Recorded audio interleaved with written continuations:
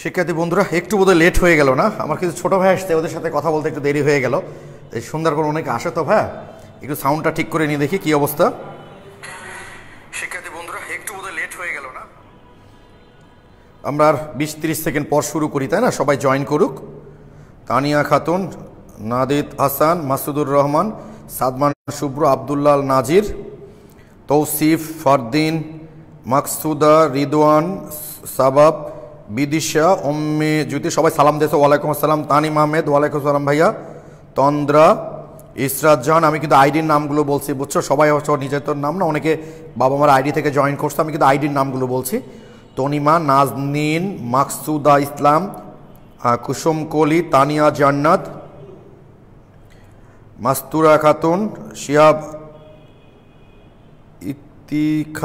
ইফতেখার, ফারহানা সিনহা, আফরোজ মোস্তারি, তানিম আহমেদ, ও clear ভাই, Afroz Mostari, SK Tohidur, Moinul মনি, বন্ধু, হ্যাঁ বন্ধু আমি জানি তো তুমি আসো, হ্যাঁ।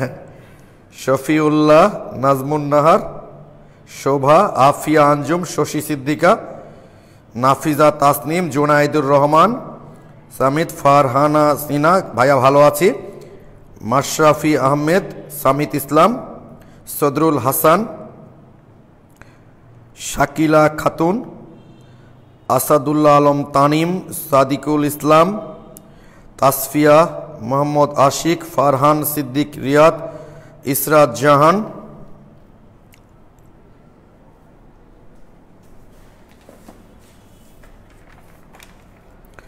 আলভি নূর, নূরে আফসানা, আয়শা সিদ্দিকা।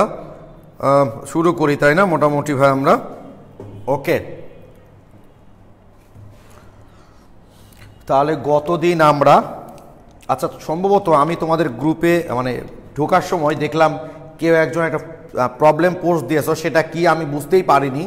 কারণটা হচ্ছে তোমরা বোধহয় আমি কিন্তু 5 মিনিট আগে তোমাদের ক্লাস শেষ করলাম অ্যাডমিশনদের, এখন তোমাদের ক্লাস নিতে এসছে। অবশ্যই প্রবলেমগুলো আগের দিন পোস্ট করার চেষ্টা করবা, ঠিক আছে? তাহলে ওগুলো আমি গ্রুপে আপলোড করতে পারবো, হ্যাঁ ঠিক আছে। আমরা তাহলে আজকে শুরু করছি। গতদিন আমরা দেখেছি যে অবস্থান্তর মৌলগুলো চৌম্বক ধর্ম প্রদর্শন করে এবং পরিবর্তনশীল জারণ অবস্থা প্রদর্শন করে, তাই তো? দেখো ভাইয়া, আচ্ছা কারো কোনো, তোমরা আমাকে একজন লিখছো যে ভাইয়া জারণ মান 1 থেকে 7-এর মধ্যে হয় কেন? কারণটা হচ্ছে খেয়াল করবা, ধরো প্রথম অবস্থান্তর সিরিজটায় ধরি আমরা 3D 4S 4P, তাই না? ধরো ম্যাঙ্গানিজ, এর জারণ মানটা সবচেয়ে বেশি হয় কেন? দেখো 25, তাই না? তার মানে 3D 5 4S2, তাই তো?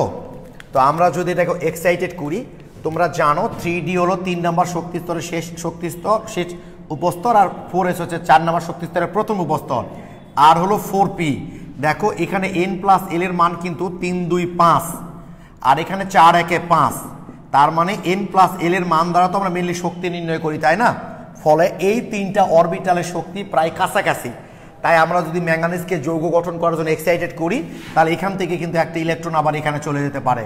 তাহলে কয়টা বিজোড় হবে? ডি এর 5টা, 6টা, 7টা, তাই ম্যাঙ্গানিজের 7 হয় আর কি। এই কারণে +1 থেকে +7 এর মধ্যে যে কোনোটাই হতে পারে। ওকে, ক্লিয়ার ভাই? তাহলে এই দুইটা আমরা দেখেছি গতদিন। কি দেখেছিলাম আমরা? যে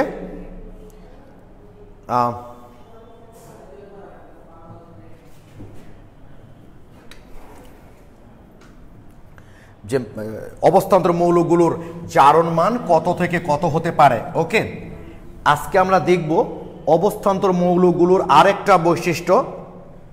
অবস্থান্তর মৌলগুলোর আরেকটা বৈশিষ্ট্য হচ্ছে, দেখো ভাইয়া, অবস্থান্তর মৌলগুলোর আরেকটা বৈশিষ্ট্য হচ্ছে জটিল যৌগ গঠন।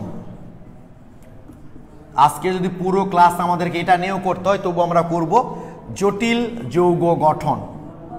ওকে, অবস্থান্তর মৌলগুলোর আরেকটা বৈশিষ্ট্য, অর্থাৎ অবস্থান্তর মৌলগুলো জটিল যৌগ গঠন করে, কেন করে, কিভাবে করে, জটিল যৌগ জিনিসটা কি, এগুলো সব আজকে আমরা আলোচনা করব। ও তোন নিলয় কুমার, তুমি কোশ্চেন করেছিলে না ভাইয়া? ওকে, আজমেরি সুলতানা লিখেছ শুনতে পাচ্ছ না। আচ্ছা দেখি, না শুনতে পাচ্ছি তো ভাইয়া। দেখো তুমি একটু গ্রুপ থেকে বের হয়ে আবার গ্রুপে ঢোকো, পাবা ভাইয়া। আজমেরি সুলতানা দেখো ভাই, গ্রুপ থেকে বের হয়ে আবার। আমার একটা রিকোয়েস্ট করি তোমাদের, তোমরা এখন একদম নিজেদের মধ্যে আলোচনা বন্ধ করে দাও। তোমাদের যদি কোনো প্রশ্ন থাকে সেগুলো শুধু তোমরা জিজ্ঞেস করবা। আর একটা হচ্ছে যে কোনো প্রশ্ন বুঝতে পেরেছো কি পারোনি, ইয়েস অর নো সেগুলো বলবা, ঠিক আছে? ও আচ্ছা, কাউসার মাহমুদুল শিহাব লিখেছে অবস্থান্তর এলিমেন্ট কয়টা?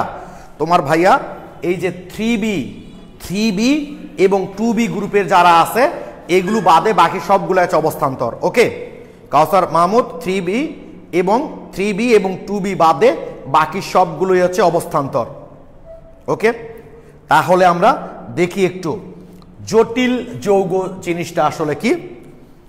জটিল যৌগ হচ্ছে অবশ্যই জটিল আয়ন থাকবে, আর থাকবে কি সাথে ভাই একটা ক্যাটায়ন অথবা অ্যানায়ন, কাউন্টার আয়ন বলে থাকি এটাকে আমরা। ক্যাটায়ন অথবা অ্যানায়ন থাকবে, একটা জটিল আয়নের সঙ্গে ক্যাটায়ন অথবা অ্যানায়ন যুক্ত থাকবে, মিলেই জটিল যৌগটা গঠন হয়। যদি আমার জটিল আয়নটা পজিটিভ হয় তাহলে এখানে নিশ্চয়ই অ্যানায়ন যুক্ত হবে। জটিল আয়নটা যদি নেগেটিভ হয় তাহলে ক্যাটায়ন যুক্ত হবে। তোমরা অবশ্যই নিজেদের মধ্যে আলোচনাটা প্লিজ নিজেদের মধ্যে আলোচনাটা বন্ধ করো ভাই। তোমরা নিজেদের মধ্যে আলোচনা করলে নিজেদেরই ক্ষতি হবে। আর আমি তো বলেছি আগামী শনিবার থেকে আমি অ্যাডমিশনদের অফলাইনে ক্লাস শুরু করছি। হয়তো অচিরেই তোমাদের নোটিশ দিয়ে তোমাদের অফলাইনে ক্লাস শুরু করবো ফার্স্ট ইয়ারদের। তবে যেহেতু করোনা পরিস্থিতি 100% স্বাভাবিক হয়নি, তাই যারা অনলাইনেই করতে ইচ্ছুক, অফলাইনে আসতে ইচ্ছুক না, কোনো অসুবিধা নাই। তোমরা অনলাইনও ক্লাসগুলো চলবেই। আমাদের পুরো ফার্স্ট ইয়ার এবং সেকেন্ড ইয়ার 2 ইয়ারই অনলাইন অফলাইন 2 ইয়ারেই চলবে। অনেক সুবিধা তোমাদের। কোনোদিন 2-1টা ক্লাস অফলাইন করতে যদি মিস হয়ে যায় রুমে সেটা অনলাইনে দেখে নিতে পারবা। ওকে, আজমেরি সুলতান একটু দেখো তো ভাইয়া, তুমি গ্রুপ থেকে বের হয়ে আবার প্রবেশ করো, দেখো ঠিক হয়ে যাবে তো। ওকে, তাহলে কি বলছিলাম আমরা, জটিল যৌগের মধ্যে কি থাকবে? জটিল আয়ন থাকবে, দেখা যায় তো না, সাথে ক্যাটায়ন আর অ্যানায়ন থাকবে। আমার জটিল আয়নটা যদি পজিটিভ ধর্মী হয় তাহলে যৌগ গঠন করতে গেলে অ্যানায়ন যুক্ত হবে, আর যদি নেগেটিভ ধর্মী হয় তাহলে ক্যাটায়ন যুক্ত হবে। ওকে, এই জটিল আয়নের মধ্যে কি কি থাকবে দেখো ভাইয়া। থাকবে একটা কেন্দ্রীয় ধাতব পরমাণু, কেন্দ্রীয় ধাতব পরমাণু, অর্থাৎ যে পরমাণুটা চারিপাশে অন্য পরমাণুগুলো যুক্ত থাকে তারাই তো কেন্দ্রীয় হয়। ধাতব কেন্দ্রীয় ধাতব পরমাণু। আর একটা হচ্ছে লিগ্যান্ড। আমি প্রত্যেকটাই ব্যাখ্যা দেবো, টেনশন আগে লিখে দিচ্ছি, আগে লিখে নিচ্ছি। ওকে, তারপর আমরা এটার ব্যাখ্যা দিব। তাহলে কেন্দ্রীয় ধাতব পরমাণু থাকবে, সাথে লিগ্যান্ড থাকবে। যদিও লিগ্যান্ড 3 ধরনের হয়, ঋণাত্মক, ধনাত্মক এবং প্রশমন। তবে ধনাত্মক লিগ্যান্ডটা রেয়ার, তোমাদের ইন্টারমিডিয়েট দেখারও দরকার নাই। তোমরা আপাতত মনে রাখবা লিগ্যান্ড হচ্ছে 2 রকম। একটা হচ্ছে প্রশমন বা নিরপেক্ষ লিগ্যান্ড বলে থাকি আমরা, আর একটা হচ্ছে ঋণাত্মক। যদিও বলা হয় লিগ্যান্ড 3 প্রকার, কিন্তু তোমাদের ইন্টারমিডিয়েটের জন্য 2 প্রকারই হবে, কারণ ধনাত্মক লিগ্যান্ড রেয়ার, ওটার অনেক বিষয় আছে। তাহলে আপাতত লিগ্যান্ড তোমরা 2 রকম পাবা, একটা হলো প্রশমন বা নিরপেক্ষ লিগ্যান্ড, আর একটা হলো ঋণাত্মক লিগ্যান্ড। ওকে, তাহলে কি দেখলাম আমরা? প্রথম থেকে হাইলাইট করে নিই, অবস্থান্তর মৌলগুলো কেন জটিল যৌগ গঠন করে সেটা দেখার আগে আমাদেরকে আগে জানতে হবে জটিল যৌগ জিনিসটা কি। জটিল যৌগ হচ্ছে একটা জটিল আয়ন থাকবে আর তার সাথে ক্যাটায়ন অথবা অ্যানায়ন থাকবে। যদি জটিল আয়নটা পজিটিভ আয়ন হয় তাহলে তার সাথে অ্যানায়ন যুক্ত হবে, আর যদি নেগেটিভ হয় তার সাথে ক্যাটায়ন যুক্ত হয়ে জটিল যৌগটা গঠন করবে। জটিল আয়নের মধ্যে কি কি থাকে? একটা কেন্দ্রীয় ধাতব পরমাণু থাকবে আর তার সাথে লিগ্যান্ড থাকবে। লিগ্যান্ড কি সেটা সবই বলবো আমি। লিগ্যান্ড 2 রকম হতে পারে, একটা প্রশমন বা নিরপেক্ষ লিগ্যান্ড, আর একটা হচ্ছে ঋণাত্মক লিগ্যান্ড। ওকে, এইবার আমরা চলে যাই কি করে তুমি একটা যৌগ দেখে জটিল যৌগ চিনবা। প্রথম জিনিসটাই তুমি দেখবা যেটা ভাই থার্ড ব্র্যাকেট দেওয়া থাকবে। যেমন দেখো K3, এই যে দেখো Fe CN6 এই যে একটা জটিল যৌগ লিখেছি দেখো থার্ড ব্র্যাকেট দেওয়া আছে তারপর ধরো এই যে দেখো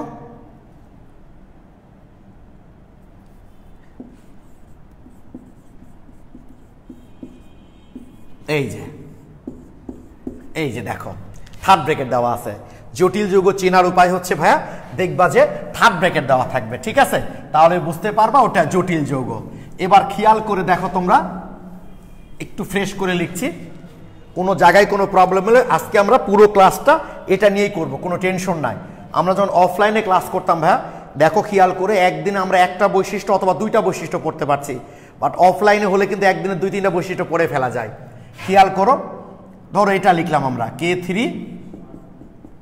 Fe CN6 তাই না এইটা দেখো থার্ড ব্র্যাকেট দেওয়া আছে আরেকটা কি লিখেছিলাম আমি এইটা তাই না দেখো এটা যদি দুটো অংশে ভাগ করি তাহলে এইটা বুঝতেই পারছো পটাশিয়ামের চার্জ হচ্ছে +1 আর এর চার্জ তাহলে কি ভাই বলো তো এই যে ওর 3 এর কাছে এসছে তার মানে 3 তার মানে এটা কিন্তু একটা ঋণাত্মক যদি বলা হয় এটা কি ঋণাত্মক জটিল আয়ন নেগেটিভ ঋণাত্মক জটিল আয়ন তাই ওর সাথে ক্যাটায়ন যুক্ত হয়ে জটিল যৌগটা গঠন করছে আর সালফেট তোমরা বুঝতেই পারছো সালফেটের চার্জ হচ্ছে 2 তাহলে নিশ্চয়ই এটা কি হবে 2+, তার মানে এটা একটা ধনাত্মক জটিল আয়ন কিন্তু আর ধনাত্মক জটিল আয়ন যেহেতু তাই তার সাথে ঋণাত্মক যুক্ত হয়ে জটিল যৌগটা গঠন হয়েছে এটা যেহেতু ঋণাত্মক জটিল আয়ন তাই ধনাত্মক মানে ক্যাটায়ন যুক্ত হয়ে এই জটিল যৌগটা গঠন হয়েছে তার মানে এই জটিল আয়নটা কি ঋণাত্মক এই জটিল আয়নটা হচ্ছে ঋণাত্মক আর এই জটিল আয়নটা হচ্ছে ধনাত্মক এইটুকু তোমরা বুঝতে পেরেছো কিনা ভাই বলো এইটা হলো ধনাত্মক এইটা হলো কি ঋণাত্মক ওকে আর নিরপেক্ষ জটিল আয়ন আছে এই যে টেট্রামিন নিকেল টেট্রাকার্বনিল বা টেট্রাকার্বনিল নিকেল এটা হচ্ছে আমি আসবো নামকরণগুলো তো তোমাদের আসবো আমি তাহলে এইটুকু বুঝতে পেরেছো কিনা ভাই বলো তোমরা এটা ঋণাত্মক জটিল আয়ন আর এটা ধনাত্মক জটিল আয়ন কি করে হলো বুঝতে পেরেছো কিনা কারণ পজিটিভ যুক্ত আছে মানেই বুঝতে হবে জটিল আয়নটা নেগেটিভ নেগেটিভ যুক্ত আছে মানেই বুঝতে হবে জটিল আয়নটা পজিটিভ তাহলে এটা ঋণাত্মক জটিল আয়ন এইটা হলো ধনাত্মক জটিল আয়ন এইটুকু তোমরা বুঝতে পেরেছো কিনা প্লিজ একটু জানাও ভাই আমাকে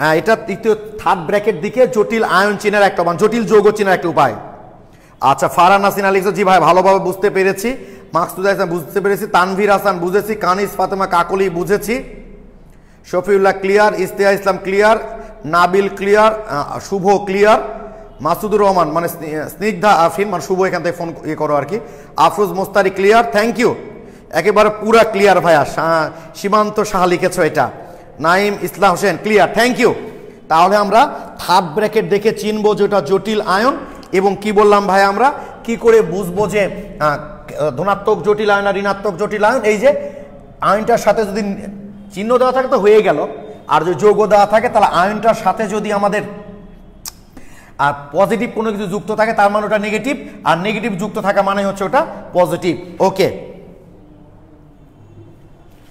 তোহা চৌধুরী বুঝেছি ভাইয়া তোহা আসো এখানে ও আচ্ছা তোহা থ্যাংক ইউ তো আমার খুবই কাছের খুবই প্রিয় একটা স্টুডেন্ট তোহা এখন বায়োলজি পড়ায় অনেক ভালো বায়োলজি পড়ায় ও তোহা থ্যাংক ইউ ভাইয়া তোমার এখনো মনে আছে এগুলো ওকে তাহলে জটিল আয়ন জটিল যৌগ চেনাটা আমরা বুঝতে পারলাম আস্তে আস্তে আসবো বললাম না এইবার হচ্ছে লিগ্যান্ড লিগ্যান্ড লিগ্যান্ড জিনিসটা কি জানো এই যে জটিল আয়ন গঠন করার সময় এই যে একটা কেন্দ্রীয় ধাতব পরমাণু তার সাথে একাধিক ধরো একটু আগে যেটা আমরা দেখলাম FeCN6 এটা হলো 3- তাই না তাহলে এখানে আয়রনের জারণ মানটা সহজে বের হবে যেখানে বুঝবো না সেখানেই বলবা ভাইয়া এই যে 6টা সায়ানাইড আয়রনের সাথে এই যে সায়ানাইড সন্নিবেশ বন্ধন দ্বারা যুক্ত হয় কারণ সায়ানাইডের তোমরা জানো নেগেটিভ চার্জ আছে, তার মানে এর মুক্ত জোড় ইলেকট্রন আছে অবশ্যই। এই যে এর এই মুক্ত জোড় ইলেকট্রনগুলো দ্বারা সায়ানাইড এই যে এইভাবে এই যে ভাব দিয়ে এই আয়নটা আসলে তৈরি করেছে সে, এই যে 3 দেখা যায় কি এই পর্যন্ত? হ্যাঁ দেখা যায়। এই যে ভাইয়া কেন্দ্রীয় ধাতব পরমাণুর সাথে একাধিক ঋণাত্মক বা প্রশমন, অবশ্যই আমি এই জন্য বললাম ধনাত্মক লিগেন্ড নেয়, তোমাদের চিন্তা করার কোনো দরকার নাই। প্রশমন অর্থাৎ যাদের মুক্ত জোড় ইলেকট্রন থাকবে তারা শনিবেশ, তোমাদের শনিবেশ বন্ধুর কথা মনে আছে না ভাইয়া, যে একটা পরমাণু মূলক বা আয়ন বা পরমাণু ইলেকট্রন সরবরাহ করবে কিন্তু উভয় পরমাণু তা শেয়ার করবে, এই ধরনের বন্ধনকে বলি আমরা সন্নিবেশ বন্ধন। তো লিগেন্ডগুলোর যেহেতু মুক্ত জোড় ইলেকট্রন থাকে, এই মুক্ত জোড় ইলেকট্রন দ্বারা তারা কেন্দ্রীয় ধাতব পরমাণুর সাথে এভাবে সন্নিবেশ বন্ধন দ্বারা যুক্ত হয়েই এই আয়নটা তৈরি করে।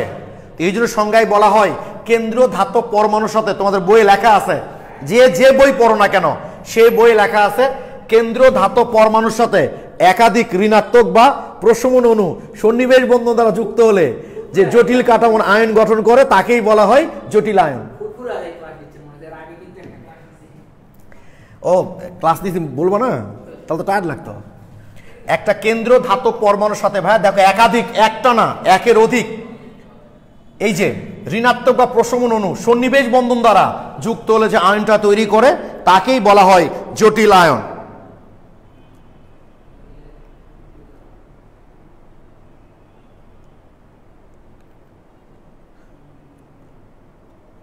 এই প্লিজ তোমরা নিজেদের মধ্যে এগুলো আলোচনা করছো কেন ভাইয়া? আর লিগেন্ডটা আসবো ভাই, লিগেন্ডটা আসবো। তো এই যে দেখো কেন্দ্রীয় ধাতব পরমাণুর সাথে অর্থাৎ জটিল আয়নটা গঠন করতে গেলে কেন্দ্রীয় ধাতব পরমাণুর সাথে যে ঋণাত্মক বা প্রশমন অণুগুলো সন্নিবেশ বন্ধন দ্বারা যুক্ত হয় তারাই হচ্ছে লিগেন্ড।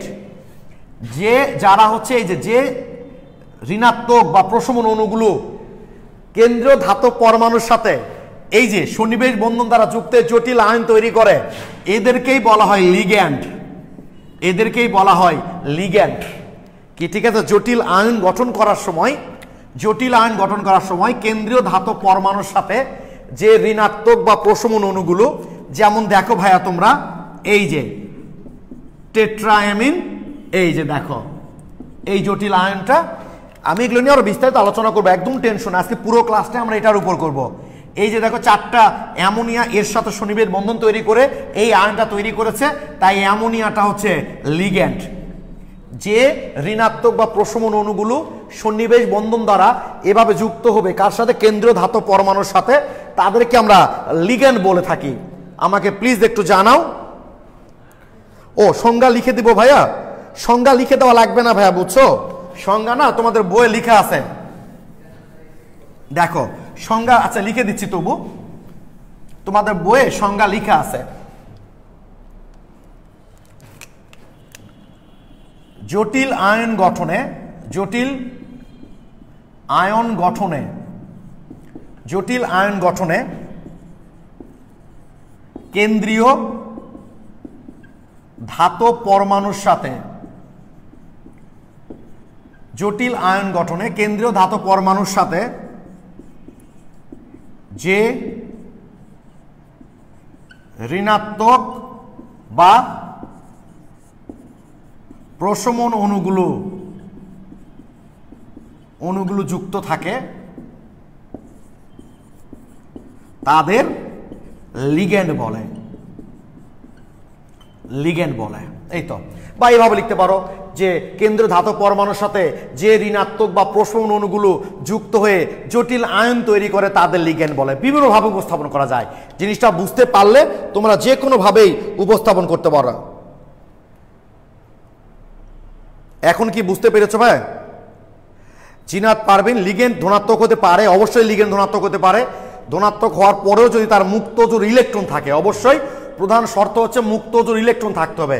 ধনাত্মক হতে পারে যদি তার মুক্তজোড় ইলেকট্রন থাকে, অর্থাৎ সবসময় মাথায় রাখবা ধনাত্মক হোক ঋণাত্মক হোক যদি তার মুক্তজোড় ইলেকট্রন থাকে। ওকে, এখন তোমরা আমাকে একটু কমেন্টে জানাও তো ভাইয়া লিগ্যান্ডের সংজ্ঞাটা কি বুঝতে পেরেছো? আমি তো ক্লাস শেষ করে একবার রিভাইজ করবো পুরো কথা যেগুলো বলেছি, যে কেন্দ্রীয় ধাতব পরমাণুর সাথে যে ঋণাত্মক বা প্রশমন অণুগুলো সন্নিবেশ বন্ধন দ্বারা যুক্ত হয়ে, তানভীর হাসান, তার মানে জটিল যৌগের জটিল, হ্যাঁ তাই তো আমি লিখে দিলাম প্রথমে রে ভাই, প্রথমে তো তীর দিয়ে লিখে দিলাম যে জটিল যৌগের জটিল আয়ন থাকবে আর তার মধ্যে লিগেন্ড থাকবে, আমি তো বলে দিলাম। থ্যাংক ইউ সবাই লিখেছো, বুঝতে পেরেছি। আচ্ছা নোমান আব্দুল্লাহ এখন বুঝলাম, আলহামদুলিল্লাহ, থ্যাংক ইউ।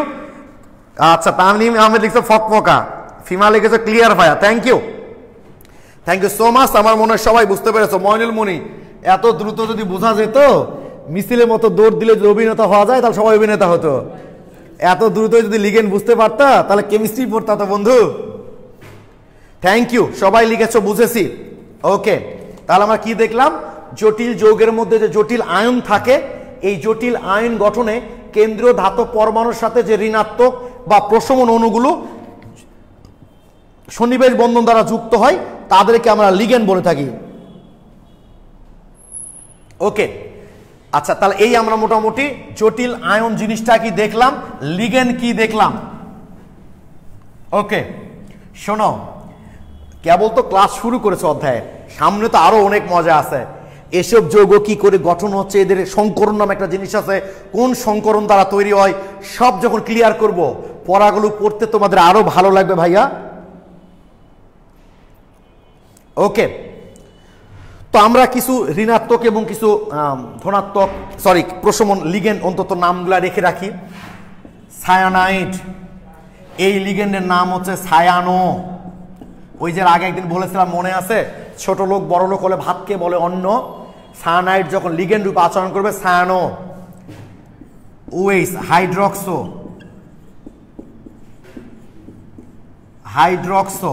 আর কি হতে পারে ঋণাত্মক লিগেন্ড একটু বলো তো ভাই আমাকে।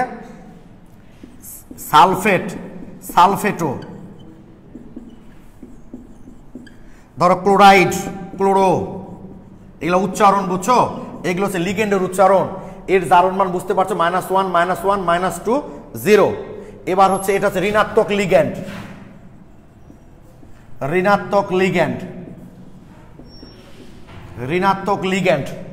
এবার আসি আমরা ধনাত্মক লিগ্যান্ড। সরি ধনাত্মক তো নাইট্রোসিয়াম, এরকম খুব অল্প পরিমাণ আছে, আমি লিখছি না। প্রশমন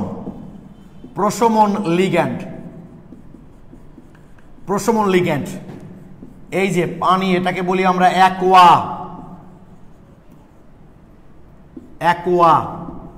পানি যখন লিগ্যান্ড রূপে আচরণ করে এটাকে বলি আমরা অ্যাকোয়া। তারপর অ্যামোনিয়া, এটাকে বলে আমরা অ্যামিন বলা হয়, তবে অ্যামিন বললেও সমস্যা নাই। এটাকে মেনলি বলা হয় অ্যামিন বলা হয় বুঝছো, তবে অ্যামিন বললেও কোনো সমস্যা নাই। সিও দেখছো, কার্বন মনোক্সাইড, বললাম না ছোট লোক বড় লোক হলে ভাতকে বলে অন্ন। কার্বনিল, এইটাকে বলি আমরা কার্বনিল, এদের জারণ মান কিন্তু হচ্ছে 0। ওকে, নাইট্রোসো, এটার নাম হচ্ছে নাইট্রোসো। ওকে, তাহলে প্রশমন লিগেন্ডগুলোর নাম একটু মনে রেখো ভাইয়া। Cyano, hydroxo, sulphato, chloro, aqua, ammine, carbonyl, nitroso. Okay, এই লিগেন্ডের নামগুলো একটু মনে রেখো। আচ্ছা অনিন্দিতা মনে রেখো ভাইয়া, আমার প্রশ্ন মিস করলেন। অনিন্দিতা কি প্রশ্ন করেছিল ভাইয়া?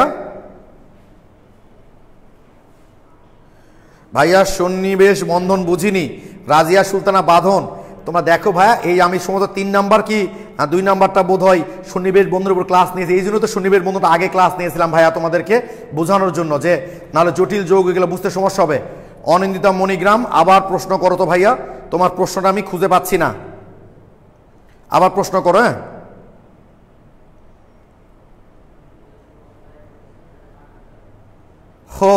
আসলে এগুলো থেকে অ্যামোনিয়া থেকে অ্যামিন তৈরি হয়তো, এই জন্য নামগুলো দিয়েছে আর কি।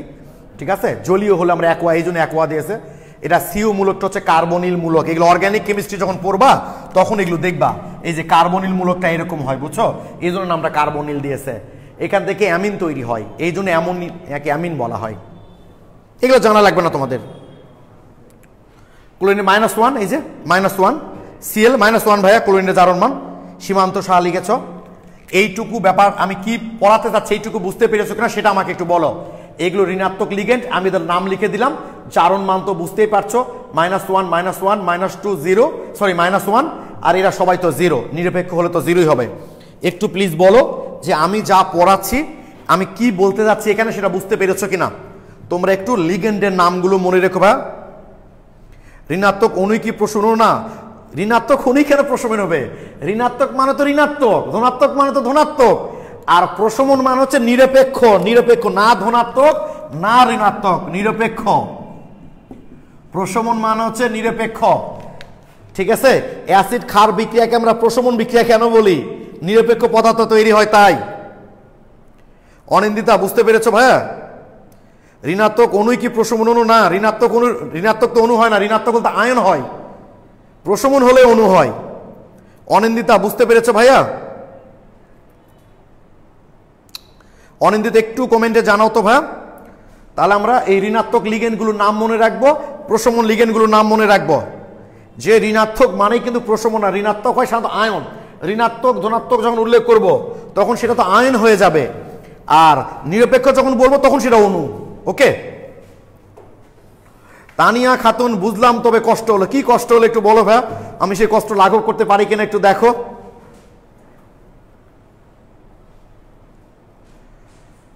তাহলে Aziz nitroso N double bond O থাকে আর ওখানে মুক্ত অজুর ইলেকট্রন থাকে ভাইয়া, ঠিক আছে। আর যখন এর পজিটিভ চার্জও হতে পারে, এটা পরে আমরা দেখবো এগুলো। সাদমান শুভর বোঝার অনেক চেষ্টা করছি ভাইয়া।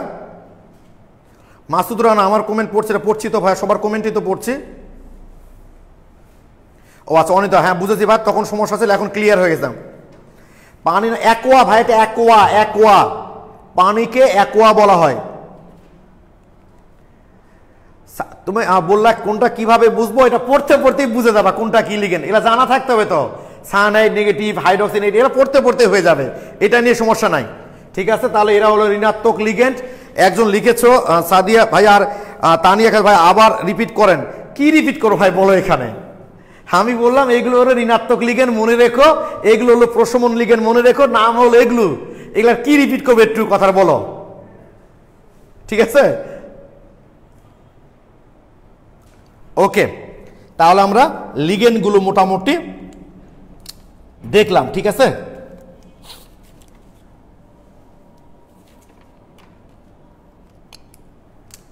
আচ্ছা তাহলে আমরা এখন একটু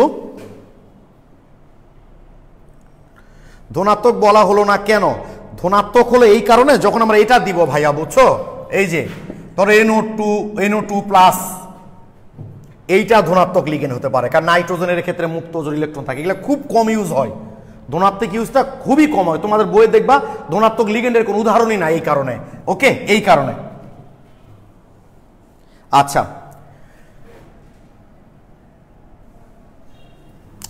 এইবার তাহলে আমরা একটু জটিল যৌগের নামকরণের নিয়ম একটু সংক্ষেপে, খুবই সংক্ষেপে। কি নয়ন সেকেন্ড ইয়ার কি থার্ড ইয়ারে ছিল না আমাদের কোঅর্ডিনেশন কম্পাউন্ড? থার্ড ইয়ারে ছিল, বুঝছো, আমাদের কোঅর্ডিনেশন কম্পাউন্ড সন্নিবেশ যৌগ। ওই সন্নিবেশ যৌগ মানে হচ্ছে যে, আচ্ছা একটা ব্যাপার খেয়াল করো, আমরা জটিল আয়নের সংজ্ঞা কি বললাম? কেন্দ্রীয় ধাতব পরমাণুর সাথে একাধিক ঋণাত্মক বা প্রশমন অণু সন্নিবেশ বন্ধন দ্বারা যুক্ত হলে যে যৌগটা, যে আয়নটা তৈরি করে তাদেরকেই বলি আমরা জটিল আয়ন। তার মানে যদি তোমাকে এমসিকিউ প্রশ্ন দেওয়া হয় জটিল আয়ন বলার জটিল যৌগ বলো, যেটাই বলো না কেন, কোন বন্ধন অবশ্যই থাকবে? সন্নিবেশ বন্ধন। জটিল যৌগ গঠনে, জটিল যৌগ গঠনে, জটিল যৌগ গঠনে সন্নিবেশ বন্ধন, সন্নিবেশ বন্ধন অবশ্যই উপস্থিত থাকে, অবশ্যই উপস্থিত থাকে। জটিল যৌগ গঠনে সন্নিবেশ বন্ধন অবশ্যই উপস্থিত থাকে। তাই জটিল যৌগের, জটিল যৌগের অপর নাম, অপর নাম হলো সন্নিবেশ যৌগ, সন্নিবেশ যৌগ। জটিল যৌগ গঠনে সন্নিবেশ বন্ধন অবশ্যই উপস্থিত থাকে, তাই জটিল যৌগের অপর নাম হলো সন্নিবেশ যৌগ। তো আমাদের অনার্স থার্ড ইয়ারে ভাই বুঝছো একটা অধ্যায়ের নামই ছিল কোঅর্ডিনেশন কম্পাউন্ড, মানে সন্নিবেশ যৌগ মানে জটিল যৌগ নিয়ে আলোচনা ছিল। তখন আরো অনেক কিছু শিখবা, আপাতত তোমাদের যা শেখাচ্ছে সেইটুকু শেখো, আলহামদুলিল্লাহ ভালো লাগবে তোমাদের। ঠিক আছে, দেখো আমি জটিল আয়নের সংজ্ঞা কি বলছি। কেন্দ্রীয় ধাতব পরমাণুর সাথে একাধিক ঋণাত্মক বা প্রশমন অণু সন্নিবেশ বন্ধন দ্বারা যুক্ত হলে যে জটিল কাঠামোর আয়নটা তৈরি করে, মানে সন্নিবেশ বন্ধন অবশ্যই থাকবে। জটিল যৌগ গঠনে কোন বন্ধন অবশ্যই থাকবে? সন্নিবেশ বন্ধন। তাই জটিল যৌগের আরেকটা নাম হলো সন্নিবেশ যৌগ। প্লিজ তোমরা দেখো সব সময় শুধু নিজেদের মধ্যে আলোচনা করছো ভাই, এতে কিন্তু আমি বারবার বলছি ক্ষতিটা কিন্তু আমার না, ক্ষতিটা কিন্তু তোমাদেরই হবে। ওকে, তাহলে এই কথাটুকুর অর্থ কি বোঝা গেল ভাইয়া? আমাকে একটু কমেন্টে জানাও যে তোমাদের যার কাছে যে বই আছে বের করে দেখো, লেখা আছে কেন্দ্রীয় ধাতব পরমাণুর সাথে একাধিক ঋণাত্মক বা প্রশমন অণু সন্নিবেশ বন্ধন দ্বারা যুক্ত হলে যে কাঠামো বা যে আয়ন তৈরি করে তাকেই বলা হয় জটিল আয়ন। অর্থাৎ জটিল আয়ন গঠন করতে গেলে সন্নিবেশ বন্ধন অবশ্যই থাকবে। তানিম আহমেদ লিখছে সন্নিবেশ বন্ধন থাকলেই কি তাদের জটিল যৌগ বলা হবে? না, সন্নিবেশ বন্ধন থাকলেই জটিল যৌগ বলা হবে না, তবে জটিল যৌগ গঠন করতে গেলে সন্নিবেশ বন্ধন থাকবেই। সহজ কথা, কথা কি বুঝতে পেরেছো? অ্যামোনিয়ামের মধ্যেও তো সন্নিবেশ বন্ধন আছে, এই যে আমরা গত ক্লাসে যেটা দেখেছি অ্যামোনিয়ামের মধ্যেও তো সন্নিবেশ বন্ধন আছে, তাই বলে জটিল। জটিল যৌগের সংজ্ঞা হচ্ছে কেন্দ্রীয় ধাতব একটা পরমাণু যাদের সাথে সন্নিবেশ বন্ধন গঠন করে একটা আয়ন তৈরি করে একাধিক, সেই শর্ত থাকতে হবে। সেটা আমরা আরেকটু ডিপ হলে তুমি বুঝতে পারবা, কিন্তু সন্নিবেশ বন্ধন হলেই যে সেটা জটিল আয়ন তা কিন্তু না। থ্যাংক ইউ, সবাই এই কথার অর্থ বুঝতে পেরেছো?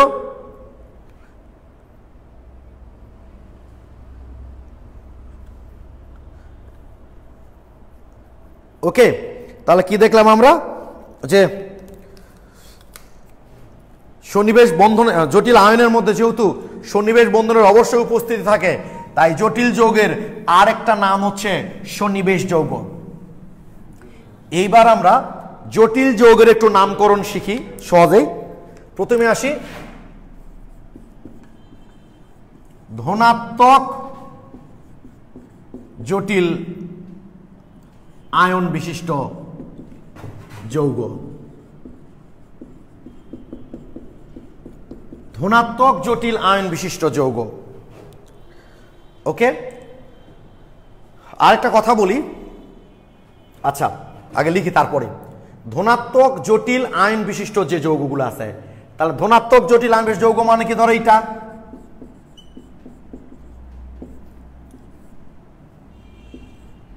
এইটা, তাই না? নয়, ঠিক আছে না? কারণ এটা 2 মাইনাস, এটা 2 প্লাস, তার মানে ধনাত্মক জটিল আয়ন বিশিষ্ট যৌগ। তার মানে তোমাদের কি মনে আছে এটার নাম কি বলি আমরা? এটার নাম কি বলি? ক্লোরাইড সোডিয়াম না সোডিয়াম ক্লোরাইড? তোমরা আমাকে বলো এটার নাম কি বলি আমরা? ক্লোরাইড সোডিয়াম, ক্লোরাইড সোডিয়াম নাকি সোডিয়াম ক্লোরাইড? নাকি সোডিয়াম ক্লোরাইড? কি নাম বলি এটার আমরা? Chloride sodium. শোনো, সব সময় কিন্তু উল্টাপাল্টা বললে হবে না। যেমন আমি আগে একদিন তোমাদের বলেছিলাম, যখন আমরা বলি মেয়ে ছেলে, মেয়ে ছেলে, তখন কিন্তু শুধুমাত্র মেয়েদেরকে আমরা বুঝাই। যখন আমরা মেয়ে ছেলে বুঝি, যখন আমরা মেয়ে ছেলে বুঝি তখন কিন্তু আমরা শুধুমাত্র মেয়েদেরকেই বুঝাই, কিন্তু ছেলে মেয়ে বললে কিন্তু শুধু ছেলেদেরকে বুঝাই না, তখন ছেলে মেয়ে সবাইকেই বুঝাই। তো এটার নাম কিন্তু ক্লোরাইড সোডিয়াম বলা যাবে না, সোডিয়াম ক্লোরাইড বলতে হবে। কারণ যৌগের নাম বলার সময় আগে ক্যাটায়নের নাম বলতে হয়, তারপর অ্যানায়নের নাম বলতে হয়। নাম বলার সময় আগে ক্যাটায়ন, তারপর অ্যানায়নের নাম বলতে হয়। অর্থাৎ এটাকে তোমার ক্লোরাইড সোডিয়াম বলা যাবে না, বলতে হবে সোডিয়াম ক্লোরাইড। কারণ ক্যাটায়ন হচ্ছে সোডিয়াম, ক্লোরাইড হচ্ছে অ্যানায়ন। কি ঠিক আছে? আগে ক্যাটায়ন, তারপর অ্যানায়ন বলতে হবে। তো ধনাত্মক জটিল আয়ন যেমন, তাহলে এইটুকুই আগে বলতে হবে, তারপর না পরের অংশটুকু? তাহলে এইটুকু বলার নিয়ম কি দেখো। প্রথমে লিগেন্ড সংখ্যা ও টেট্রামিন, প্রথমে লিগেন্ড সংখ্যা, লিগেন্ড সংখ্যা উল্লেখ করতে হবে। প্রথমে লিগেন্ড সংখ্যা, মানে 4 না কিন্তু টেট্রা, মানে তোমার কেমিস্ট্রিতে তো জানো 1 হলে মোনো, 2 হলে ডাই, তারপর 3 হলে ট্রাই, এসব ল্যাটিন শব্দ ব্যবহার করতে হবে। তাই না, ট্রাই, টেট্রা, পেন্টা, হেক্সা, হেপ্টা, এগুলো আর কি। প্রথমে লিগেন্ড সংখ্যা, তারপর লিগেন্ডের নাম, লিগেন্ডের নাম। তাহলে লিগেন্ডের নাম কি বললাম, একটু আগে বললাম, ওই যে লিগেন্ডের যে নাম বলতে হয়। তারপর অবস্থান্তর মৌলের নাম, অবস্থান্তর মৌলের নাম কি নয়ন, তোমার তো রিসেন্ট পড়ালেখা করে আসো, ঠিক হচ্ছে কি লেখা? অবস্থান্তর মৌলের নাম, তারপর অবস্থান্তর মৌলের চার্জ, তাই না? চার্জ, ওইতে চার্জ মানে হচ্ছে জারণ মান। এরপর কি বলতে হবে? অ্যানায়নের নাম। এরপর অ্যানায়নের নাম, অ্যানায়নের নাম, অ্যানায়নের নাম। ওকে, তাহলে এই যৌগটার ক্ষেত্রে প্রথমে কি বলবো আমরা? লিগেন্ডের নাম কি? এই যৌগটার লিগেন্ডের নাম কি? অ্যামোনিয়া। তো অ্যামোনিয়া লিগেন্ড রূপে থাকলে তাকে আমরা কি বলি? অ্যামিন। কয়টা আছে? 4টা। বলছি লিগেন্ড সংখ্যা আগে, তারপর 4টা মানে কি? Tetra, tetra. লিগেন্ডের নাম কি? Amine, tetra amine. অ্যামিন কিন্তু অরিজিনালি বলা হয়, তাই না? তবে অ্যামিন বলেও সমস্যা নাই, কোনো স্পেস দেওয়া যাবে না কিন্তু, কারণ এই পুরোটাই তো একটাই ধনাত্মক মূলক, তাই একসাথে লিখতে হবে এইটুকু। তাহলে টেট্রা অ্যামিন, লিগেন্ডের সংখ্যা দিয়ে দিলাম টেট্রা, লিগেন্ডের নাম দিয়ে দিলাম অ্যামিন। এবার অবস্থান্তর মৌলের নাম, অবস্থান্তর কপার। তুমি কপার দিয়ে জারণ মান চার্জ, আচ্ছা লিখে দাঁড়াও, কপার, কপার কি 2, কিরে কপারের জারণ মান এখানে +2 না? এই যে বের করো, যেভাবে শিখছিলেন আগে। ধরো কপার আমি বের করবো x, অ্যামোনিয়া তো 0, কিরে অ্যামোনিয়া কি দেখলাম? জারণ মান 0, আর 4 দিয়ে গুণ করলে 0ই হয়, ইজিক্যাল টু +2, +2। তাহলে x সমান কি হচ্ছে? +2। তাহলে এই যে টেট্রামিন কপার, আর অ্যানানের নাম কি? সালফেট। এবার স্পেস দিতে হবে, এটার মধ্যে কোনো স্পেস হবে না। টেট্রামিন কপার পড়তে কোনো স্পেস হবে না, কারণ পুরোটাই একটা পজিটিভ। তাহলে টেট্রামিন কপার সালফেট, এটাই হলো এই জটিল যৌগটার নাম। নিয়ম হচ্ছে যদি ক্যাটায়ন হয়, পজিটিভ হয়, তাহলে প্রথমে লিগেন্ড সংখ্যা, তারপর লিগেন্ডের নাম। এই যে লিগেন্ড কয়টা? 4টা। তাহলে টেট্রামিন, লিগেন্ডের নাম দিয়ে দিলাম। অবস্থান্তর মৌলের নাম হচ্ছে কপার, তারপর অবস্থান্তর মৌলের চার্জ এখানে বের করলাম আমরা কত? +2, আর শেষে অ্যানানের নাম সালফেট, টেট্রামিন কপার সালফেট। অবশ্য কপার 2 না দিয়ে কিউপ্রিক সালফেট লিখলেও সমস্যা নাই। কিউপ্রিক বললে আমরা বুঝি যে ওখানে কপারের জারণ মান +2 ব্যবহার হয়েছে। তোমরা যে পরিমাণ কমেন্ট করছো দেখছি, কি লিখছো রে ভাই এত?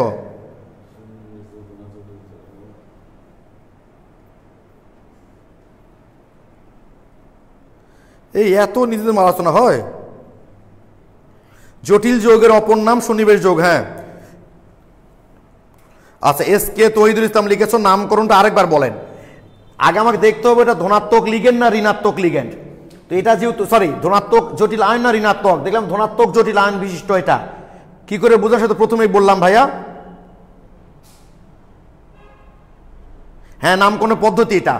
তো নিয়ম হচ্ছে প্রথমে লিগেন্ডের সংখ্যা উল্লেখ করতে হবে। কয়টা লিগেন্ড আছে? 4টা, টেট্রা। তারপর লিগেন্ডের নাম কি? অ্যামিন। তারপর অবস্থান্তর মৌলের নাম কি আছে? কপার। তারপর তার চার্জ, এবং শেষে অ্যানায়ন, অ্যানায়নের নাম হচ্ছে সালফেট। ওকে, SI তৌহিদুর রহমান, বুঝতে পেরেছো ভাইয়া? তোমাদের কনসেপ্ট বুকের এত নাম্বার পেজে দেখবা অনেকগুলো জটিল আইন দেওয়া আছে। অবশ্য নাম অনেক রকম বলা যায়, এখানে তো অন্যরকম নাম থাকতে পারে, সমস্যা নেই। একটা যৌগ তো অনেক নামে ডাকা যায়, শিখলে অনেক কিছু বুঝতে পারবা। ওই যে আলভিনুর ক্লাস করছে, জিজ্ঞেস করো যে অর্গানিক কেমিস্ট্রিতে কি পরিমাণ নামকরণ আছে। কত পেজে আছে?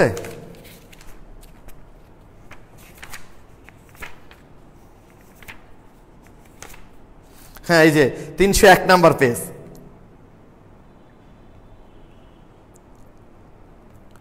ওকে, অনেকগুলো আছে। জৈব যৌগের নামকরণের মতো লিখছো না আলভিনুর?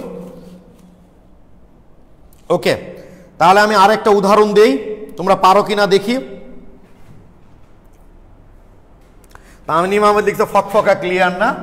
আমি একটা দিব, তোমরা এটার নাম বলবা আমাকে। এটার নাম কি?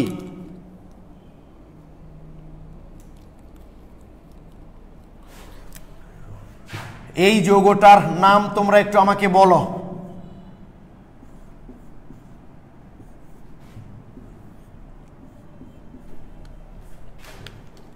এই এটা কিন্তু আবার লিগেন্ড না, ওই আগেটা সালফেট, এই জন্য লিখলাম। বলবো ভাই সালফেটও লিখলেন না কেন? সালফেট তো লিগেন্ড না, সালফেট তো ওটা যুক্ত হয়ে জটিল যৌগ তৈরি করে, কাউন্টার আয়ন ওটা। একটু প্লিজ তোমরা আমাকে বলো এই যৌগটার নাম কি?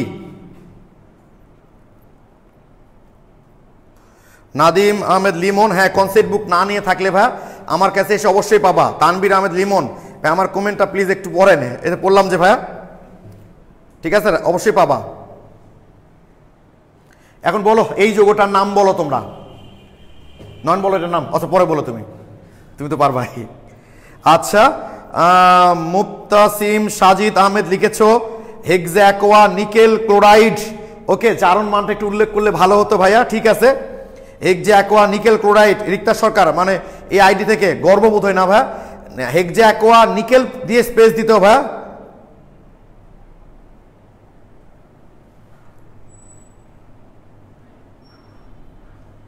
কি সমস্যা? ঠিকই আসতো ভাই এটা। এই আমিন কেন? সীমান্ত শাহ লিখেছে আমিন, আমিন না তো। শতাব্দী বর্ম ঠিকই লিখেছ, থ্যাংক ইউ, সবাই ঠিক লিখেছ তো, সুন্দর লিখেছ। এই যে দেখ প্রথমে কি করতে হবে, লিগেন্ডের সংখ্যা কয়টা আছে? 6টা। তাহলে হেক্সা, কালো কালিতে লিখে বুঝতে সুবিধা হবে। এটা হচ্ছে হেক্সা, হেক্সা, এটার নাম কি? অ্যাকোয়া, হেক্সা অ্যাকোয়া, হেক্সা অ্যাকোয়া হয়ে গেল। এরপর অবস্থান মৌলের নাম কি? নিকেল, নিকেল, এর জারণ মান কত? 2, 2 তো নিকেল এক্স প্লাস 0, যদি মনে করি এটা দিয়ে করবা সমস্যা নাই, -3 0, ঠিক আছে, x1 প্লাস 2, তাহলে নিকেল 2 ক্লোরাইড, ক্লোরাইড। এই যে পুরোটা হবে একটা, এই পুরোটা একটা শব্দ, ক্লোরাইড একটা শব্দ, স্পেস, মানে এই পুরোটা একসাথে লিখতে হবে, কারণ এই 2 ক্যাটায়ন ওই 2 অ্যানায়ন, হেক্সাকোয়া নিকেল ক্লোরাইড। হ্যাঁ থ্যাংক ইউ, সবাই ঠিক লিখেছ। কেউ বুঝতে পারোনি এমন কেউ আসো ভাই এখানে? হেক্সাকোয়া নিকেল ক্লোরাইড, সবাই ঠিক লিখেছ।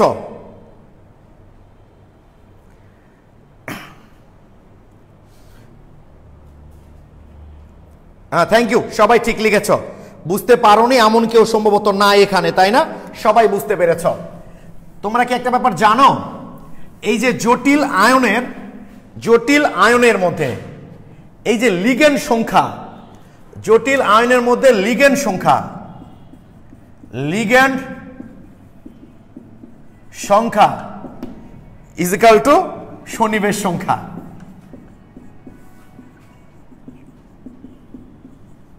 এই যে মাথায় থাকবে এটা, অর্থাৎ জটিল আয়ন গঠনে কেন্দ্রীয় ধাতব পরমাণুর সাথে, জটিল আয়ন গঠনে কেন্দ্রীয় ধাতব পরমাণুর সাথে যেই কটা লিগেন্ড যুক্ত থাকে, এই লিগেন্ডের সংখ্যাই হচ্ছে ওই জটিল আয়নের সন্নিবেশ সংখ্যা।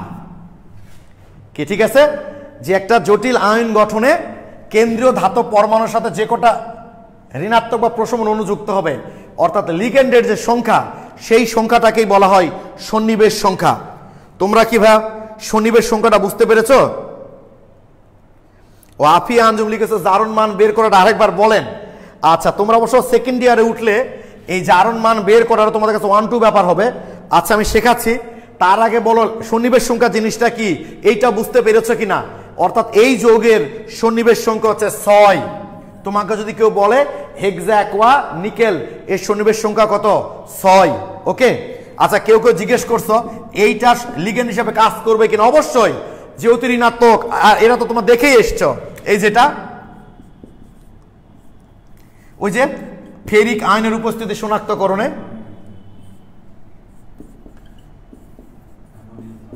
এই যে এটা দেখেই এসছো না তোমরা? হেক্সাকোয়া থায়োসায়ানেটো।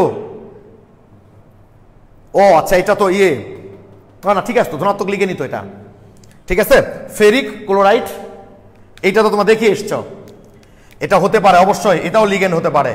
তোমরা আমাকে বলো লিগেন্ডের সংখ্যাটাই হলো সন্নিবেশ সংখ্যা, এইটা বুঝতে পেরেছো কিনা? হ্যাঁ তাসফিয়া তিশা, নিকেলটা হচ্ছে কেন্দ্রীয় ধাতব পরমাণু। তানিম আহমেদ লিখেছো ক্লিয়ার, থ্যাংক ইউ। এইটুকু বুঝতে পেরেছো তাহলে। একজন কমেন্ট করলা জারণ মান কি করে বের করব। এই যে দেখো এখানে নিকেলের জারণ মান আমরা বের করতে চাচ্ছি, তাহলে এক্স, আর আমি একটু আগেই লিখে দিছি একবার জারণ মান হচ্ছে 0, আর 0কে 6 দিয়ে গুণ করলে 0ই হয়। আর এটা একটা যৌগ, নিরপেক্ষ, কোনো চার্জ দেওয়া নাই। সিএল এর জারণ মান আমরা জানি -1, তাহলে -2 দুটো আছে, ইজিক্যাল টু 0, তাহলে এক্স সমান কত হলো +2। আর যদি এটাকে আলাদা করে নিতে চাও সমস্যা নাই, এটা তো 2+, একই জিনিস। দেখো নিকেল এক্স +0 ইজিক্যাল টু +2, তাহলে এক্স সমান +2। যেভাবেই বের করো না কেন, এইভাবে আমরা নিকেলের জারণ মানটা আসলে বের করলাম। এখন বুঝতে পেরেছো না জারণ মানটা? কে জিজ্ঞেস করলা ভাইয়া এটা?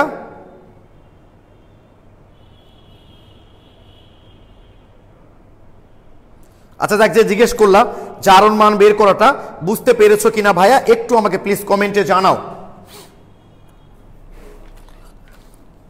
তাহলে এভাবে আমাদের ধনাত্মক জটিল আয়ন যারা আছে, ধনাত্মক জটিল আয়ন বিশিষ্ট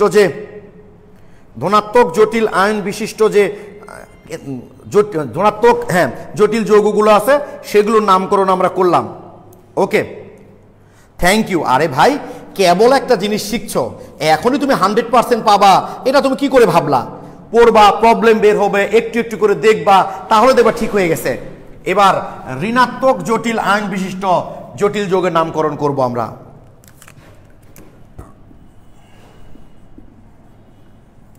ঋণাত্মক জটিল আয়ন বিশিষ্ট যৌগ, ঋণাত্মক জটিল আয়ন বিশিষ্ট যৌগ যেগুলো আছে সেগুলোর নামকরণ করব আমরা। আচ্ছা থ্যাংক ইউ। মাশরাফি আমাদের লিখেছো concept totally clear and well satisfied. Thank you ভাইয়া। কিন্তু 100% না হলে মন খারাপ করবা না, আস্তে আস্তে আরো 100% হয়ে যাবে। হ্যাঁ, তাহলে ঋণাত্মক যারা, ঋণাত্মক আর থাকবে যারা, তো ঋণাত্মক মানে কি বুঝতে পারছো? একটু আগে যেটা দেখলাম আমরা, ওটা কি ধনাত্মক দেখলাম না আমরা? হ্যাঁ ঋণাত্মক। তাহলে দেখি একটা K3 ধরো FeCN6, এই যে বুঝতেই পারছো ভাইয়া, পটাশিয়াম তো পজিটিভ চার্জ ধর্মী, আর এটা তো 3-, কারণ এই জন্য 3টা পটাশিয়াম দিয়েছি আমরা। এই 3টা নেগেটিভকে 3টা পটাশিয়াম প্রশমিত করে যৌগ তৈরি করেছে। তাহলে যেহেতু এটা পজিটিভ চার্জ হচ্ছে, আমরা সবসময় কি বললাম একটু আগে, যে সবসময় যৌগের নামকরণ করতে গেলে ধনাত্মকটা আগে উচ্চারণ করতে হয়, ঋণাত্মকটা আগে পরে উচ্চারণ করতে হয়। তাহলে প্রথমেই ক্যাটায়ন, কারণ এবার যেহেতু ক্যাটায়নটা জটিল আয়নটা তো নেগেটিভ, তাহলে প্রথমে ক্যাটায়নের নাম উল্লেখ করতে, প্রথমে ক্যাটায়ন উল্লেখ করতে হবে, ক্যাটায়ন। ওকে, প্রথমে ক্যাটায়ন। এরপরে একই লিগ্যান্ড, লিগ্যান্ড এর সংখ্যা, লিগ্যান্ডের সংখ্যা প্লাস লিগ্যান্ডের নাম, লিগ্যান্ডের নাম প্লাস অবস্থান্তর, অবস্থান্তর মৌলের ল্যাটিন নামের, ল্যাটিন নামের ফেরাম, আম বাদ দিয়ে, তাই না নয়ন? ইউএমই বাদ দিয়ে, তাই না? ইউএম বাদ দিয়ে ইউএম আম এর পরিবর্তে এট, এর পরিবর্তে কি দিব? এট, এটি না নয় এট, বাংলায় লিখলে আম বাদ এট, সরিয়ে জপাল আকার ট, প্লাস অবস্থান্তর মৌলের চার্জ। নয় ঠিক লিখলাম কি? অবস্থান্তর মৌলের চার্জ না। আমি অবশ্য মাস্টার্সে এই ব্রাঞ্চের স্টুডেন্ট ছিলাম, মাস্টার্সে আমি ইনঅর্গানিকের স্টুডেন্ট ছিলাম ভাই, বুঝছো? আচ্ছা তাহলে কি বললাম আমরা? ঋণাত্মক জটিল আয়ন বিশিষ্ট যৌগ যদি হয়, প্রথমে আমরা ক্যাটায়নের নামটা উল্লেখ করব। তাহলে ক্যাটায়নের নাম কি? পটাশিয়াম। আগে লিখে ফেললাম পটাশিয়াম, একটু হয়ে গেছে চাইদ ভাই, পটাশিয়াম, পটাশিয়াম লিখে ফেললাম। ওকে, তারপর কি লিগ্যান্ডের সংখ্যা 6, তোমরা জানো 6 কে ল্যাটিন ভাষায় কি বলা হয়? হেক্সা। তাহলে পটাশিয়াম হেক্সা, হেক্সা। সায়ানাইডকে কি উচ্চারণ করে আমরা? Cyano, cyano. এবার ফেরাম, তো ফেরাম তো বলা যাবে না, কি বলতে হবে? ফেরেট, তাই না? এট, এই যে আম বাদ দিয়ে কি বলেছি আমরা? এট, এট ই, আম বাদ দিয়ে আমরা কি বলেছি? এট, মানে ফেরেট। বাংলায় কি লিখতে, কিভাবে লিখতে হয়? নয়ন ফেরেট বানান, ফয়কা রয়ক্যাট্ট, আচ্ছা ফেরেট। এই বাংলা বানান একটু লেখা কঠিন। পটাশিয়াম হেক্সাসায়ানো ফেরেট। তো ফেরেট এখানে চার্জ কত আয়রনের? +3। আয়রনের চার্জ বের করে দেবা +3, তাহলে লিখবো এখানে আমরা 3। এই যে নামটা হয়ে গেছে। প্রথমেই ক্যাটায়নের নাম পটাশিয়াম, এরপর লিগ্যান্ডের সংখ্যা হেক্সা, লিগ্যান্ডের নাম সায়ানো, আর ফেরাম অর্থাৎ ল্যাটিন যে নামগুলো আছে, ল্যাটিন নামের পরিবর্তে আমরা কি করব ভাই? ল্যাটিন নামের আমের পরিবর্তে এট লিখবা আর কি। যেমন ফেরাম হচ্ছে ল্যাটিন নাম আয়রনের, ফেরেট। এই হলো পটাশিয়াম হেক্সাসায়ানো ফেরেট। আর শেষে চার্জ উল্লেখ করতে হবে ওটা। একটু প্লিজ তোমরা আমাকে কমেন্টে বলো যে ঋণাত্মক জটিল আয়ন বিশিষ্ট যৌগের নামকরণগুলো তোমরা বুঝতে পারলা কিনা। আচ্ছা, আর এস রুহুল আহমেদ লিখেছ যে সেকেন্ড চ্যাপ্টার ভালো করে না করে থার্ড চ্যাপ্টার। হ্যাঁ, সেকেন্ড চ্যাপ্টার না করলে তো থার্ড চ্যাপ্টার একটু প্রবলেম হবে, কারণ দুটার মধ্যে ইনঅর্গানিক অংশ আছে। তবে বুঝে একদম যাবে না তা না, চেষ্টা করে দেখো বা বুঝতে পারবা। একটু প্লিজ আমাকে তোমরা কমেন্টে জানাও ঋণাত্মক জটিল আয়ন বিশিষ্ট যৌগের এই নামকরণটা তোমরা বুঝতে পারলা কিনা। জাহিদ হাসান জাহিদ ভাই লিখেছেন ক্লিয়ার, থ্যাংক ইউ ভাই। এখনো যে আপনার এই বিষয়গুলো মনে আছে এটা বিশাল ব্যাপার। তানভীর হাসান ক্লিয়ার, রাজিয়া ক্লিয়ার, ফারহানা সবাই লিখেছো ক্লিয়ার। ও আচ্ছা, তানিমা লিখেছো আমরা পড়ছিলাম পটাশিয়াম ফেরি সায়ানাইড। সমস্যা নাই ভাই, পটাশিয়াম ফেরি সায়ানাইড তিনটা, ওটাও ঠিক। আমি জাস্ট জটিল আয়নের নামকরণ সিস্টেম সেটা বলছি। যেমন তোমরা অ্যামোনিয়াম ক্লোরাইডকে কি বলো? নিশাদল বলো না? ওরকম সমস্যা নাই, ওটা বলা যাবে ভাইয়া। তানিম আহমেদ ওটা বলা যাবে ভাইয়া, সমস্যা নাই। ও আচ্ছা, জিনাত পারবেন লিখেছে এখানে আয়রনের জারণ মানটা বের করে দেখান ভাইয়া। ওকে ওকে, আমি জারণ মানটা বের করে দেখাচ্ছি, তারপর তোমাদেরকে একটা নামকরণ করতে দিব। আচ্ছা, মোহাম্মদ মিনহাজুল ইসলাম নিরো লিখেছে আজ থেকে রসায়ন আধা পছন্দের সাবজেক্ট। কেন ভাই? এতদিন পছন্দ ছিল, আজকে আধা পছন্দ হয়ে গেল। মানে তোমার খুব কাছের একটা মানুষ, খুব ভালো একটা বন্ধু, কোনো কারণে তার একদিন যদি তার আচরণ তোমার খারাপ লাগে, তুমি কি তাকে দূরে সরে দিবা? বলো। আর জিনিসটা কিন্তু কঠিন না। তোমাদের অনেক বন্ধুদের বড় ভাইয়ের সামনে আলোচনা করে দেখবা, ওরা অনেকে এত ভালো করে বোঝে না। তোমাদেরকে আমি ক্লিয়ার করার চেষ্টা করছি, তাই হয়তো টাইম লাগছে নিলয়, আমার মনে হয় না খারাপ লাগবে। আমি অনেক ভালো ভালো স্টুডেন্টকে বলতে শিখেছি, শুনেছি ফার্স্ট ইয়ারে তাদের প্রিয় চ্যাপ্টার হচ্ছে এই চ্যাপ্টারটা। অনেক ভালো ভালো স্টুডেন্ট। ওকে, আমি তাহলে বের করে দেখাচ্ছি। এখানে আয়রনের জারণ মানটা আমি বের করে দেখাচ্ছি। তাহলে পটাশিয়ামের জারণ মান 1, তাহলে 3টা পটাশিয়াম আছে, তাহলে 3। আয়রনটা আমরা x বের করব। সায়ানাইড -1, একটু আগে লিখে দিয়েছিলাম সায়ানাইড নেগেটিভ লিগ্যান্ড -1, তাহলে 6টা আছে -6 = 0, যেহেতু নিরপেক্ষ। আমি তো দেখানোর জন্য চার্জ দিয়েছি। তাহলে x সমান কি হচ্ছে? +3। আর যদি তুমি এইটুকুর মধ্যেই খালি বের করতে চাও তাহলে সমস্যা নাই, এটা 3 তাই না? তাহলে আয়রন x, সায়ানাইড -1, 6টা আছে, তাহলে -6 = -3। তাহলে x সমান কি হচ্ছে? +3। যেভাবে বের করো হয়ে যাবে।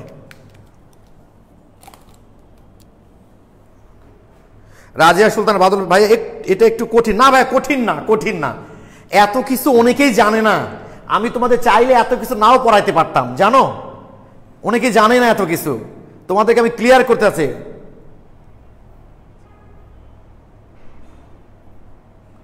মাহমুদ আশিক লিখছো ভাইয়া ফার্স্ট পেপারে ভালো চ্যাপ্টার হলো ফার্স্ট চ্যাপ্টার। আচ্ছা আচ্ছা, মিনাজুল ইসলাম নীল লিখেছে জি ভাই অবশ্যই বুঝেছি। তো তুমি বলছো যে ভাই আধা খারাপ ভালো লাগতে শুরু করলো। ওকে, থ্যাংক ইউ।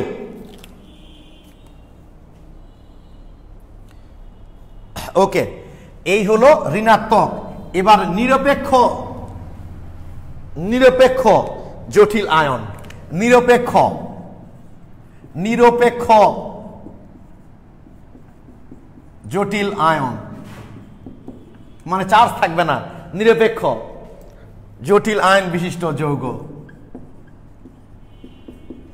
যৌগ, যেমন নিকেল টেট্রাকার্বনিল, খুবই সংখ্যাটা কম যদিও।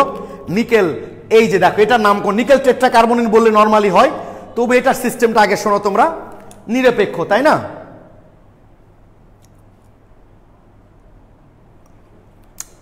আচ্ছা, তাহলে নিয়ম হচ্ছে কি, প্রথমে লিগেন্ড সংখ্যা, লিগেন্ড সংখ্যা, তারপর লিগেন্ডের নাম, লিগেন্ডের নাম, ওই ওটা নেগেটিভের মতো কিছুটা, বুঝছো? লিগেন্ড সংখ্যা, লিগেন্ডের নাম, তারপর অবস্থান্তর মৌলের নাম, তারপর অবস্থান্তর মৌলের চার্জ।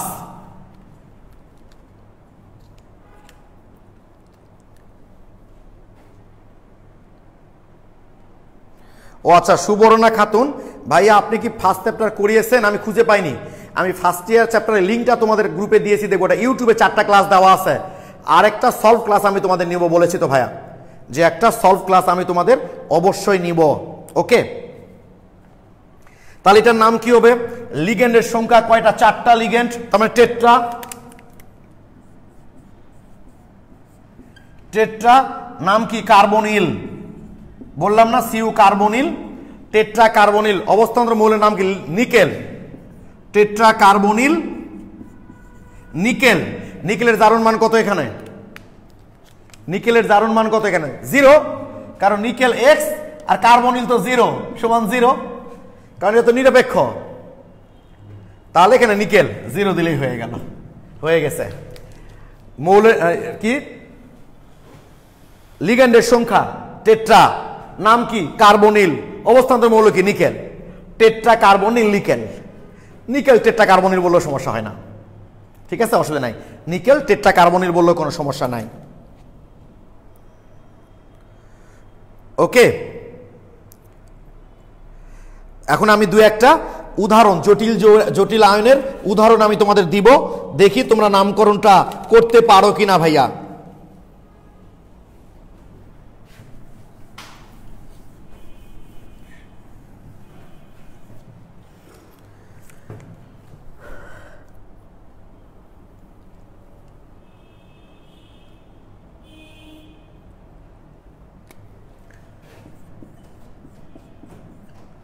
আচ্ছা আচ্ছা, দাঁড়াও।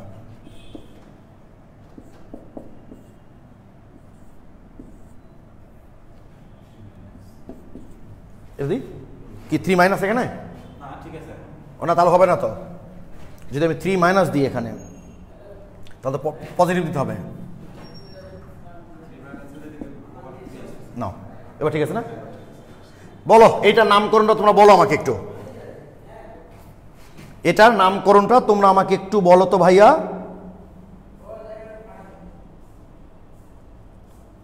এইটার নামকরণটা বলো তোমরা প্লিজ, এইটার নামকরণ একটু বলো।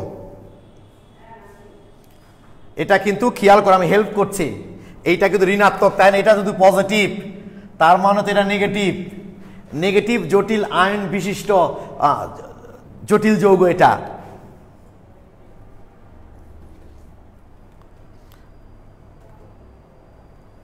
প্লিজ যারা পারবা এইটার নামকরণ একটু বলো তোমরা আমাকে প্লিজ। দেখো এখনো তোমরা কিন্তু নিজেদের মধ্যে আলোচনাই করে যাচ্ছ। প্লিজ আমাকে একটু নামটা বলো তোমরা। এটা পটাশিয়াম হেক্সা কার্বনিল, কার্বনিল না ভাই, এটা কোবাল্ট। এখানকার লিগেন্ড তো ফ্লোরিন, পরে hexa fluoro cobaltate. Thank you Tanim Ahmed, congratulation, তোমার নামটা ঠিক হয়েছে। কোবাল্টের জারণ মান কত এখানে? +3, তাহলে ব্র্যাকেটে 3টা লিখে দিও। Thank you Sayoni Orthi, potassium hexa fluoro কোবাল্টেট।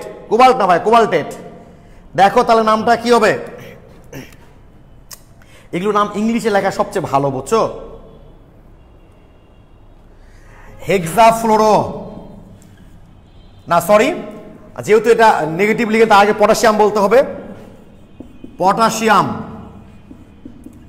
Potassium hexa fluoro, কারণ প্রথমে লিগেন্ডের সংখ্যা হেক্সা, লিগেন্ডের নাম হেক্সাফ্লোরো, অবস্থান্তর মৌল, যেহেতু এটা নেগেটিভ জটিল আয়ন তাহলে কোবাল্টেট। কি নাম হয় বলতো? কোবাল্টেট। বানান কি বলতো? কোবাল লয় টু একাত্তর না? হ্যাঁ, কোবাল বাংলা বাংলা কি লিখবো? বাংলায় স্পষ্ট করে লিখি কোবাল্টেট, এটাই ভালো, ঠিক আছে না? পটাশিয়াম হেক্সাক্লোরো কোবাল্টেট, কত? জারণ মান 3। এই তো হয়ে গেল, সহজ কথা। এটা যেহেতু নেগেটিভ লিগেন্ড যুক্ত একটা জটিল যৌগ, তাই আগে ক্যাটায়ন নাম লিখবে পটাশিয়াম, তারপর লিগেন্ডের সংখ্যা হেক্সা, ফ্লোরিন তাহলে ফ্লোরো, কোবাল্টেট 3। থ্যাংক ইউ, সবাই ঠিক লিখেছ। এই তো বললাম একটু প্র্যাকটিস করতে হবে। তাহলে আমি একটু প্রথম থেকে হাইলাইট করে নিই, তারপর আজকে এখনো কিন্তু বৈশিষ্ট্যে ঢুকেই নি আমরা। একটু মনোযোগ দিয়ে আমার কথাগুলো শোনো তোমরা, একটু কমেন্ট করা বাদ দিয়ে মনোযোগ দিয়ে আমার কথাগুলো একটু শোনো প্লিজ। আর কেউ অ্যান্সার লিখো না, একটু আমি তোমাদের মানে কমেন্ট করা অফ হয়ে গেলে আমি বলা শুরু করব। আজকের শুরুতে আমরা শিখলাম জটিল যৌগের মধ্যে কি কি আছে। আমরা একটু খাতাগুলো তোমরা প্রথম থেকে রিভাইজ করে নাও, খাতাগুলো প্রথম থেকে রিভাইজ করে নাও। জটিল যৌগের মধ্যে আসলে কি কি আছে? জটিল আয়ন আর হলো ক্যাটায়ন বা অ্যানায়ন। জটিল আয়নের মধ্যে কি কি আছে? কেন্দ্রীয় ধাতব পরমাণু আর লিগ্যান্ড। লিগ্যান্ডগুলো কয় রকম হয়? 2 রকম 3 রকম, ধনাত্মক ঋণাত্মক প্রশমন। তবে তোমাদের ধনাত্মকটা লাগবে না, ঋণাত্মক এবং প্রশমন। আমি বেশ কিছু লিগ্যান্ডের নাম তোমাদের উল্লেখ করেছি চার্জ সহ। এরপর আমি বললাম জটিল আয়ন কাকে বলি? কেন্দ্রীয় ধাতব পরমাণুর সাথে একাধিক ঋণাত্মক বা প্রশমন অণু সন্নিবেশ বন্ধন দ্বারা যুক্ত হলে যে জটিল কাঠামোর আয়ন তৈরি করে তাকেই বলি আমরা জটিল আয়ন। আর জটিল আয়ন বিশিষ্ট যৌগকেই বলা হয় জটিল যৌগ। আর লিগেন্ড কাকে বলি? যে ঋণাত্মক বা প্রশমন অণুগুলো সন্নিবেশ বন্ধন দ্বারা কেন্দ্রীয় ধাতব পরমাণুর সাথে যুক্ত হয়ে জটিল আয়ন তৈরি করে তাদেরকে আমরা লিগেন্ড বলি। লিগেন্ডের সংখ্যাকেই বলি আমরা সন্নিবেশ সংখ্যা। যেহেতু জটিল যৌগ গঠন করার সময় অবশ্যই সন্নিবেশ বন্ধন থাকবেই, তাই জটিল যৌগের অপর নাম হচ্ছে সন্নিবেশ যৌগ। এরপর জটিল যৌগ তো 3 রকম হতে পারে: ধনাত্মক আয়ন বিশিষ্ট জটিল যৌগ, ঋণাত্মক জটিল আয়ন বিশিষ্ট জটিল যৌগ আর নিরপেক্ষ জটিল যৌগ। তাদের নামকরণের টেকনিকগুলো আমি তোমাদের শেখাই দিলাম।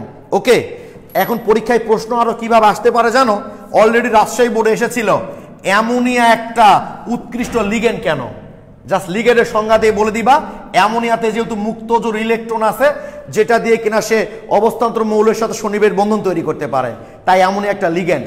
তার মানে তোমরা খেয়াল করে দেখো, জটিল আয়ন গঠন করার সময় সন্নিবেশ বন্ধন অবশ্যই থাকবে। জটিল আয়ন গঠন করার সময় সন্নিবেশ বন্ধন অবশ্যই থাকবে। আর সন্নিবেশ বন্ধন গঠনের শর্ত কি? যে একটা পরমাণু অণু বা আয়নের ইলেকট্রন ঘাটতি থাকবে, যেটা আমি সন্নিবেশ বন্ধনের যে ক্লাসটা নিয়েছি সেখানে বলেছি দেখবা, আর একজনের বাড়তি থাকবে। তো লিগেন্ডের তো মুক্ত জোর ইলেকট্রন আছেই, লিগেন্ডগুলোর তো মুক্ত জোর ইলেকট্রন আছেই, লিগেন্ডগুলোর তো মুক্ত জোর ইলেকট্রন আছেই। এখন যার সাথে সে সন্নিবেশ বন্ধন তৈরি করবে নিশ্চয়ই তো ফাঁকা অরবিটাল দরকার। যেহেতু অবস্থান্তর মৌলগুলোর ফাঁকা অরবিটাল থাকে, তাই অবস্থান্তর মৌলগুলো জটিল যৌগ গঠন করে। শেষে আসলাম অবস্থান্তর মৌলগুলো কেন জটিল যৌগ গঠন করে। কারণ অবস্থান্তর মৌলগুলোর ফাঁকা অরবিটাল থাকার কারণে লিগেন্ড কর্তৃক এই দানকৃত ইলেকট্রনগুলা ওই ফাঁকা অরবিটাল দ্বারা অবস্থান্তর মৌলগুলো শেয়ার করতে পারে, তাই অবস্থান্তর মৌলগুলো জটিল যৌগ গঠন করে। ওকে, এবং মজার ব্যাপার হলো, ধরো ভাইয়া আয়রন, তোমরা এটা 6 দেখতে পাচ্ছ তাই না? এই যেটা, তো আমি যদি এখানে লিগেন্ডটা চেঞ্জ করে দিই, সায়ানাইড ছাড়া যদি অন্য লিগেন্ডও দিই, তাও 6টাই কিন্তু লাগে। অর্থাৎ জটিল আয়ন গঠনে কেন্দ্রীয় ধাতব পরমাণুর সাথে যে লিগেন্ডগুলো যুক্ত আছে, সেই লিগেন্ডের প্রকৃতি যদি আমি চেঞ্জ করে দিই, সন্নিবেশ সংখ্যার কিন্তু কোনো চেঞ্জ হবে না। সন্নিবেশ সংখ্যাটা কিন্তু আসলে ফিক্সড। ওকে, এখন কার সন্নিবেশ সংখ্যা কত, এটা আস্তে আস্তে তোমরা পড়তে পড়তে জানতে পারবা।